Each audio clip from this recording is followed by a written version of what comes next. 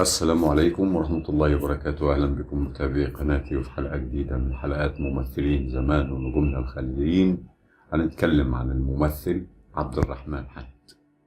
عبد الرحمن حامد هو ممثل مصري بدأ مسيرته الفنية في منتصف الستينات، وأدى أدوار ثانوية مساعدة في أغلبها دور الموظف ودور الضابط. عمل بمسلسلات وسهرات وأفلام التلفزيون، كما عمل في بعض الأفلام السينمائية.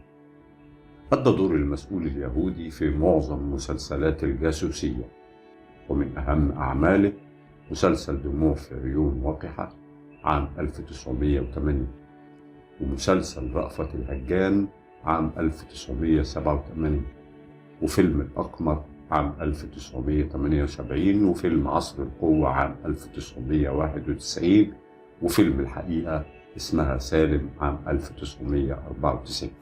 الممثل عبد الرحمن حامد ليه أكثر من 200 عمل فني شارك فيهم، وأعماله تنوعت بين التلفزيون والسينما.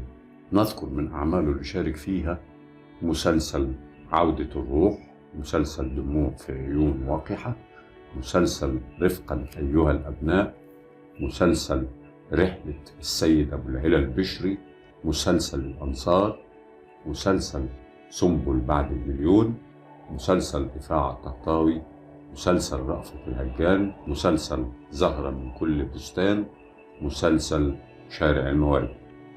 أما بعض أفلامه اللي شارك فيها فكان فيلم الحقيقة اسمها سالم، فيلم خلطبيطة، فيلم أولاد ضرغام، فيلم تحقيق مع مواطنة، فيلم السجينة 67، فيلم اللقاء الدامي، فيلم عصر القوة، فيلم لن أعيش في حلمك، فيلم الكف، فيلم إلى من يهم الأمر.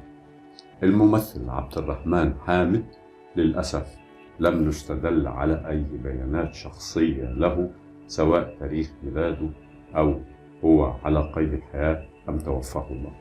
كنا نتحدث عن الممثل عبد الرحمن حامد وممثلين زمان ونجومنا الخالدين.